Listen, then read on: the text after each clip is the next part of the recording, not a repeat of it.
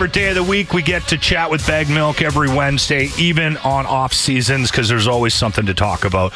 Let's start with the Connor McDavid engagement with his longtime girlfriend, Lauren Kyle. Our boy really cheaped out on the ring, didn't he? See that rock? That thing is outrageous. I don't know if I'd be able to walk around with that thing. I was saying that too. I was saying that at the office lock. It was just as soon as I saw it, I go, whoa. No wonder Lauren's been hitting the gym so much. Got to lift that thing around. I'd just be stressed out wearing it. I'm such a slob.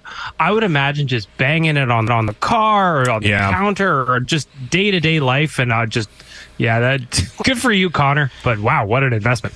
You know what I started to think about was the impact of that decision, because it's a big life decision. When you make that decision, you decide you're going to settle down, and then kids potentially on the way, and I mean, obviously he lives a different life than everybody else, because he's one of the best hockey players. He's the best hockey player in the world, has the money and all that, but it still can have an impact on how you progress with your career. I remember when I got married and I settled down, it had an impact on what I was doing for a living. It shapes how you think about what you're doing for a living.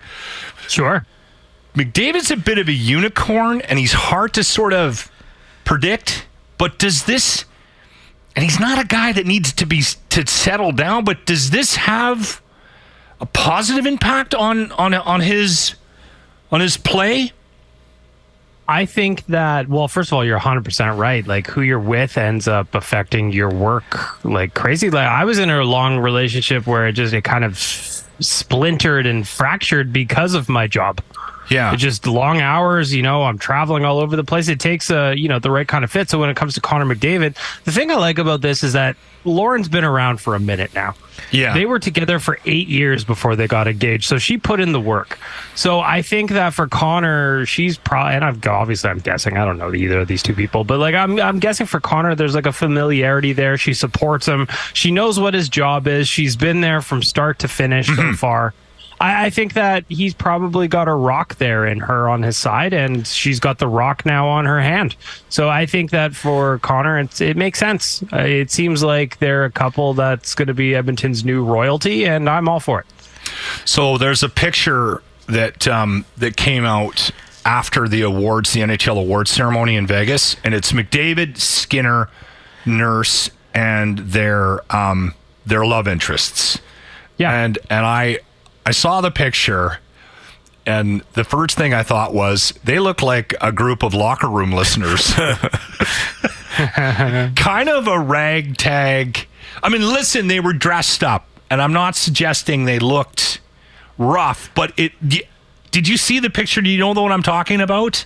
No, I haven't seen it. I'm actually, as you're talking, I'm trying to find it in the back. Okay, Skinner's in the middle, and he's got that big, like, shit-eating grin on his face, and he's got the duster. Right, and McDavid always kind of looks a little disheveled, and then they look like a ragtag group. They're an interesting friends group. Oh, I see it. I found the picture here. Yeah, so to me, this photo to me looks like Connor is there because he knows he has to be. Yeah. He always looks like that. He's like, I'm winning 4 awards tonight. Yeah. Missing this event was not in the cards. Yeah. I think they look great. I like the bow tie on Skinner. I think Darnell looks great. Yeah. Yeah, I like. There's a disheveled kind of look to them. I think. Anyway, I can move on. Maybe I'm reading too much into it. I do want to touch on Karlsson. There's a lot of conversation about where he's going to fall, and one of the things that he said out loud is he wants to go where there's a chance of winning, and that would automatically put the Edmonton Oilers on the list of potential teams. And hearing Holland speak in that press conference the other day, it sounds like he's willing to make some hard decisions to make this team better. is he part of the Edmonton rumor mill? Yeah, I think that Ken Holland is going to be working the phones. I think he's going to be trying really hard. Obviously, here's the interesting thing about it. Ken Holland has been the GM of the Edmonton Oilers for 4 years now, and the salary cap has only risen by $2 million in that time. So the fact that he's been able to kind of put the team together as it is currently constructed and keep the band together is actually pretty amazing to me. But when it comes to Erik Karlsson, I'm looking at a guy whose contract is $11.5 million, and it's got 4 more years left on it. So even if San Jose retained half, and it comes at, just under 6, the Oilers would have to find a way to clear $6 million in cap space to make it work, plus the assets going out the door to try and make it happen. With Matthias Ekholm here, I just can't see it happening because they kind of made their big trade for a defenseman. I'm not saying that they're not going to trade for defense. I could absolutely see them trying to upgrade on the right side specifically, but I just don't know that it's going to be Erik Karlsson. And I don't know where he's going to end up. That contract is just so massive. And while he just won the Norris Trophy a couple of days ago, had a hell of a season with over 100 points in San Jose, they were terrible.